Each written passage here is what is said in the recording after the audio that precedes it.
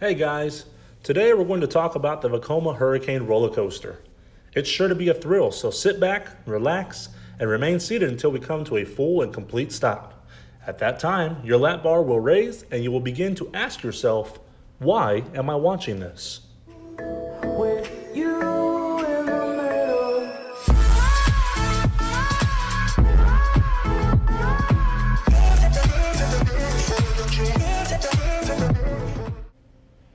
There are only two Vekoma Hurricane roller coasters in the world. If you plan to ride either of them, you first have to stand at least 48 inches tall. Once you're past that hurdle, you'll have to plan a trip to Walygator Park in Lorraine, France. There, the coaster, which is named Comet, opened on May 9th, 1989. Guests at the park also know Comet as the Wally Coaster.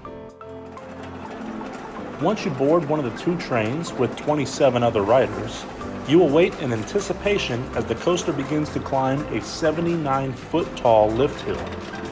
After you make it to the top, you endure a 69-foot drop and 3 inversions, which include a large loop and 2 corkscrews. On top of that, you will experience a G-force of 3.5. Now, if you're not sure how much gravitational force that is, take this as an example. Terry McMillan, a professional NHRA driver, reaches between 3 and 3.5 G's of force behind the wheel of his top fuel drag racing car each time he goes down the track. Wow! And speaking of track, the entire ride is 1,936 feet long, and you will reach speeds of 40 miles per hour. As if that doesn't sound scary enough, the second version of this roller coaster doesn't travel forward like its twin in France does. On this one, you ride the entire track backwards. This roller coaster was supposed to make its debut in the United States of America in 1992. It was going to be opened under the name of the Wacky Twister, and it was going to be located at Fiesta, Texas in San Antonio. At the time, Fiesta, Texas was owned by USAA. The plans for that coaster got canceled in 1993. 3 years later, the park was bought out by Time Warner and became known as Six Flags Fiesta, Texas. During that time, Six Flags was owned by Time Warner. Time Warner saw an opportunity to advertise and promote their current movies through the Six Flags theme parks. They painted the entire coaster pink and constructed it in the Fiesta Bay boardwalk area of the park. It was opened during the 1996 season and named Joker's Revenge.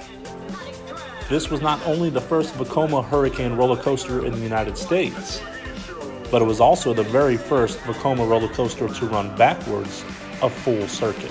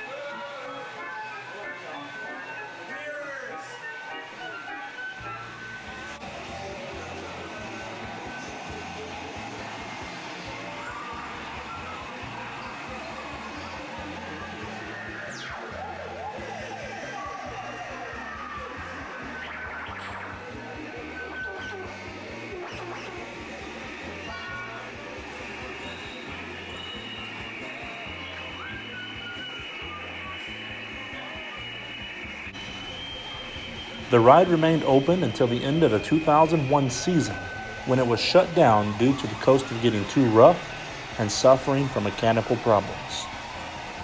It remained closed for 1 year until it was moved in late 2002.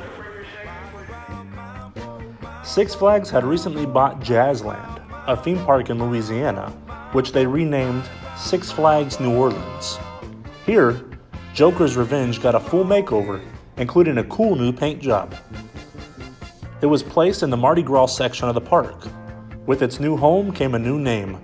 Joker's Revenge was now known as the Jester. Sadly, this roller coaster story doesn't end there. Ladies and gentlemen, this is not a test. This is the real deal. And I don't want to panic you, but I want to make sure that you understand that there's a major hurricane that is in the Gulf of Mexico. Welcome back. You heard the mayor. Hurricane Katrina's impact on low-lying New Orleans, it could be devastating. But as of 2 p.m., and look at this storm. I mean, just meteorologically speaking, it is really a perfect hurricane. 80% of the city is flooded. Some neighborhoods are submerged under 20 feet of water. As night falls, Katrina slows to a tropical storm. It heads north through Tennessee and into Kentucky. When Hurricane Katrina hit the park on August 29, 2005, the park was severely flooded, causing Six Flags New Orleans to shut down and all of the rides to close. Six Flags never attempted to rebuild the park. Instead, they began moving their rides to other properties in 2007. On September 18, 2009, Six Flags vacated their lease and the park's ownership turned over to the city of New Orleans. The Jester is still currently standing, but not operating. The park still remains abandoned today. Although its emptiness puts off eerie waves, you can still feel all of the fun memories replaying over and over again. The site has 24-hour security, and trespassers are prosecuted. If you want to get a glimpse of this magnificent roller coaster for yourself, however, it is still visible from the highway. I actually got the pleasure of seeing this roller coaster in action when I was 11 years old. I made a trip to Six Flags Fiesta, Texas with my mom and cousin. Unfortunately, I never rode it because I was scared at the time. If I'm lucky, I may still have a chance to do so. There are actually talks about the park reopening. I'll cover that in a different video. If that does happen, you better believe I will be the first in line to ride this amazing, one-of-a-kind, history-filled Vekoma Hurricane roller coaster. Hey guys, this was my channel's first video. I plan on uploading new videos weekly, so if there's something you'd like to see, or you just want to say hello, drop a comment below. Thanks for watching.